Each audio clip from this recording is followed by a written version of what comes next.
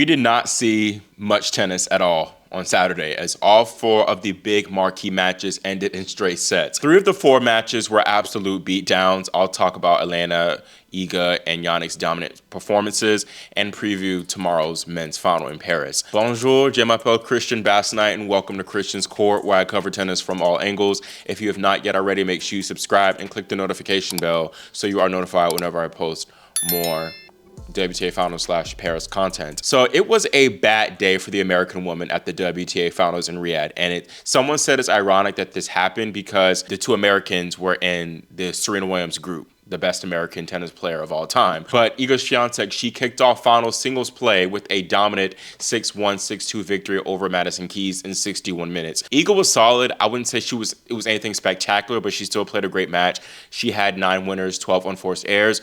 But a lot of this was just Keys being poor. Like Iga didn't have to bring out her best tennis because Keys finished with 8 winners, 38 unforced errors, 47% first serve points won, and she won just 2 total second serve points. So baseball Keys was really in full force. And I'm not really surprised at all that Maddie played so poorly. You know, I kind of anticipated this being a straight sets match from jump. And I said that I wasn't surprised because this is her first actual legit match since she lost in the US Open first round. And then she also changed her service motion to be abbreviated, which I don't like. And I think that's going to take some time for her to get more acclimated to that. And then, too, the altitude of Riyadh, the ball bounce is higher. And when baseball keys is baseball keysing, it's a recipe for disaster. I don't know if Maddie truly, has a goal of winning. And if one of my mutuals said it best, it's like Maddie just came there she might have came there just to wear the dress, get her prize money get her participation money in, and then play some baseball tennis and call it a day. But in all seriousness, I say that to say she might be trying to use this as more of a tournament to build towards for 2026, to where maybe around that time things will kick in more for the changes she's trying to make. Not only to serve, but she says she's trying to incorporate coming to the net more a little bit too. But it just wasn't a great match. And she started playing somewhat decent towards the end, and she had a few break points in the last game at 5-2, and maybe if she had broken, it would have been more interesting. But I mean, she still wouldn't have won regardless. I think it just wasn't her day out there today at all. Now, Elena Rybakina followed that up with a dominant 6-3, 6-1 win, and this one was 57 minutes, so even in less time than that Keys-Swiatek match. This was their first ever meeting, Elena and Amanda, at least on the WTA Tour, and I was really interested and intrigued by this matchup. Both, of course, are big hitters, big ball strikers, and I thought we'd be in for a 3-set battle, but it was definitely nothing like that at all. I was not expecting such a straightforward beatdown, really, for either woman. And I said that Amanda, I had a feeling that she might be feeling nerves from this being her very first WTA Finals, let alone this was her first ever WTA Finals match. But I still had her coming through despite that. Maybe that was a foolish pick in hindsight, but Amanda just did not play that well. Her return was poor, especially on the forehand side, and Elena was very smart and did a great job of targeting that side a lot on her serve. But even aside from her return, Amanda's forehand from the ground was off. And again, Rybakina played a great, smart match of really trying to target that Anisimova forehand relentlessly. Her backhand also wasn't as solid, but the forehand really did her in. And Rybakina just deserves a lot of credit, not only because of her game plan, but just how well she played. She was on it, and some of the shots she hit were unbelievable. Even Amanda was just, she didn't know what to do. I wouldn't know what to do either with an opponent playing that well. And Elena was also phenomenal on serve, 7 aces, 1 double fault, won 87% of her first serve points. She saved the 1 break point that she faced at 4-3 with an ace. I would be so frustrated if I were Anisimova. And some of the shots, again, that she was coming up with were unbelievable, just unbelievable. You know it was her day when she's hitting shots like that. Elena, she did play very well in Tokyo as well, so maybe it's not a surprise that she continued her form here. And really, this might be her title for the taking. And I'm not saying that just because she played so well, but her outfit reminded me a lot of what Coco Gauff wore last year when she won the finals trophy. I'm sorry, I think that Atlanta really might be hitting Coco's nachos, so I would not be surprised at all if she went all the way. Now, right now, of course, Iga and Elena are the number 1 and number 2 right now in the Serena Williams group, and whoever is number 1 will be decided from their upcoming match, as those two are going to be playing next. Swiatek, on paper, was probably going to be the favorite. She's not only leads the head-to-head 6-4, but she has won all 4 of their matches played this year. It might be a little bit of a matchup thing, but I think a lot of it is just mental, because Rybakina had opportunities to at least win more sets than what she did in those matches, thinking back to Roland Garros and even the Cincinnati semifinal match that they had this year. But Iga was just a little bit better. She raised her level, and Rybakina kind of faded a little bit. So I think it'll come down to, for Rybakina to win, she needs to lock in a little bit more on the important points and finish Iga off whenever she has leads to do so. Iga's going to be a little bit of a favorite, but I'm feeling Rybakina here. I think that Swiatek just was not tested enough by Keys, and I know some of y'all might say, well, Rybakina wasn't tested enough by Anisimova, but I think that Anisimova played definitely better than Keys. And really, Maddie wasn't able to test Swiatek properly at all. So still gauging Iga's form. Sometimes she has good matches to where she's able to properly capitalize off her opponents not playing well, and other times she is exploited, especially whenever opponents go hard at her with the forehand. And I can really see Rybakina finally successfully and consistently do that in these conditions. So I'm actually going to be having Rybakina take this one. Now, with Anisimova and Keys, this will be their first meeting as well, so it's going to be intriguing to see how that one plays out. Again, I do believe that Anisimova played better than Maddie, and I think that she will get this one done. I have Anisimova winning this one in 2 sets. Briefly talking about the doubles, Jasmine Paolini and Sada Irani won their opening round match in pretty convincing fashion, defeating Asia Mohammed and Demi Scherz 6-3, 6-3. And then Swiatek and Elena Ostapenko got revenge over Veronika Kudermetova and Elisa Mertens.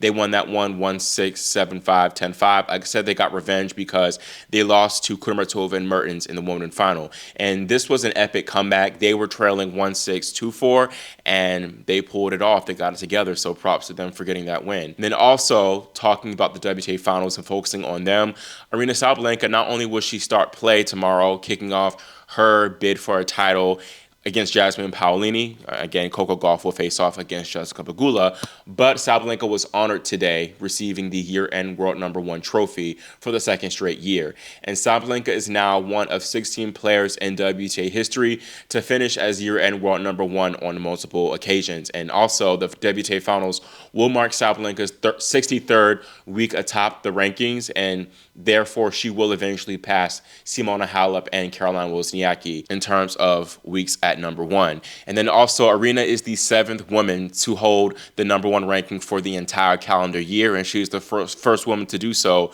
since Ash Barty in 2021. Now, moving away from the WTA Finals, we have a few finals at the 250 level that are officially set. And the biggest final, of course, is going to be in Hong Kong. And Victoria Mboko, she clinched her top 20 debut after she defeated Leila Fernandez 2-6, 6-3, 6-2. She will face Spain's Cristina Bucsa in the final, who defeated teenager Maya Joint 6-3, 6-1 in the semis. And Bucsa actually has not dropped a set. Vicky will look to be doing her friend Alex Ayala a favor in this match, because if Vicky does win and beats Bucsa, then Alex will crack the top 50 for the first time. So important match for Alex as well, even though she's not playing.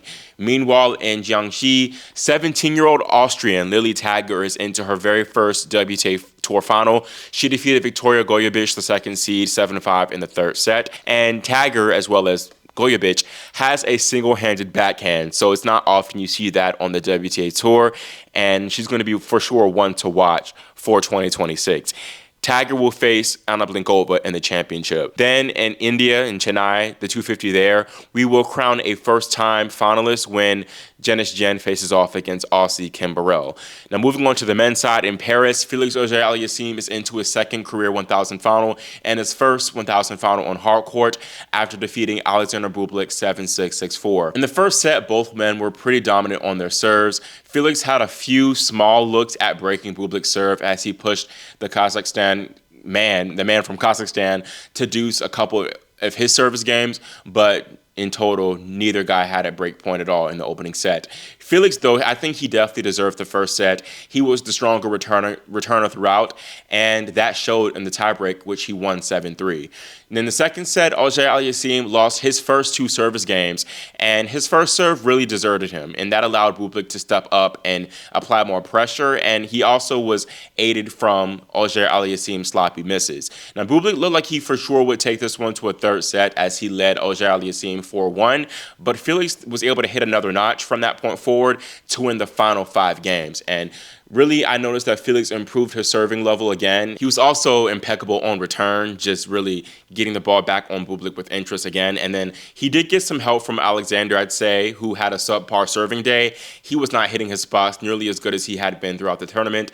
And Bublik finished with 5 aces to 2 double faults, so not great serving stats for his standards. Felix, meanwhile, just continued his excellent serving display. He hit 12 aces total, and whenever he made his first serve, it was almost impossible for Bublik to win the point, as Felix finished with 85% of first serve points won. Felix just did a great job of hitting his spots so well, and he just also applied pressure immediately whenever he landed his serve and was just jumping on top of any short or mid-court ball that he saw. FAA also returned exceptionally well in this match, and he got it right back on the Kazakh, who was not able to hit as many big forehands or use his variety well.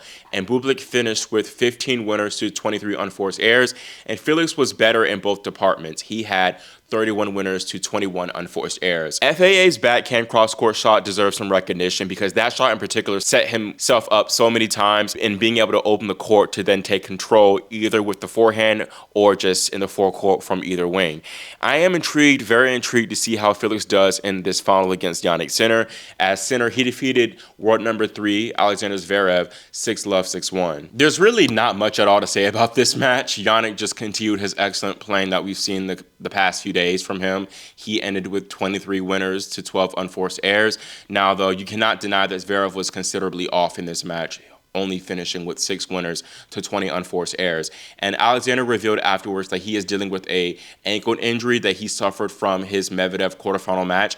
And he said that his ankle was swollen when he woke up. And it's probably from, or possibly from, the fall he suffered in the opening set. I really wish that Daniil had won that match even more so now. Zverev said that he's actually going to Munich in Germany to see what's up with his doctor. So his finals participation could be in great jeopardy. And speaking of the finals, Felix is now 1 win away from clinching that 8th spot at the Turin finals. He's now number 8 in the live race ahead of Lorenzo Musetti, and he will eliminate Musetti if he wins and beats Sinner in the finals. So I definitely know that Musetti is going to be hoping and praying his Italian brother can handle business. But maybe Novak or Alexander Zverev will withdraw, and either or can be in the finals regardless. But I have just been really impressed by Felix and how he's been able to maintain this high level despite all that's being on the line. And he's really risen to the occasion. He has that dog right now in him. I don't know if it's the indoors, him getting married or what, but it's great to see. I really think actually that Zverev US Open win, he's been a different man ever since. We'll really see what he's made of, though, in this final, as this might be the biggest match of his career. As I mentioned, he is playing for his first 1,000 title and that ATP final spot. There's also a lot on the line for Jannik, though. Aside from this being his 5th 1,000 title, he will return to the world #1 ranking at least for a week. Plus, he would have a better shot at ending year-end world #1 and overtaking Alcaraz for that honor. The head-to-head between Jannik and Felix is 2 apiece now, and Jannik's 2 wins over FAA came this summer, first in Cincinnati in the quarterfinals, where Felix only won 2 games, losing love in 2, and then their US Open semifinal match was much more competitive, where Jannik won by a scoreline of 6-1, 3-6, 6-3, 6-4. That was a very high-quality match, especially in the final 3 sets, and Felix did have his chances to at least force a 5th set. The second set from him really was on another level. That might be the best set of tennis he's played yet. And in that set, Felix won 94% of his first serve points and all 100% of his second serve points. And I really do think that FAA has a shot. I know many people aren't giving him much of a chance, but I think I really wouldn't be surprised totally if he did pull off this victory. Sinner, yes, he has been very impressive in his last 2 matches, but both Ben and Alexander did not show up in the slightest. And maybe Jannik might come out flat in the final after not being tested properly in the last 2 rounds. I'm not really thinking health would be an issue at this point anymore. I think he'll be fine, but maybe that too, you never know. But I think if Felix does want a shot at winning this match, he's got to keep doing the right things that he has been doing this entire week. That's including serving strong, returning well, and then that sets him up for his forehand to do a lot of damage. And he did that well, tremendously well, in that US Open semifinal second set. This might be a tough matchup for Felix, though. He might not be as successful with the backhand against Sinner, who has the best backhand in the game, of course. I do think that Jannik will be tested in ways that he hadn't been tested previously. Of course, Zverev couldn't really move that well. Shelton, his movement was also off, but FAA has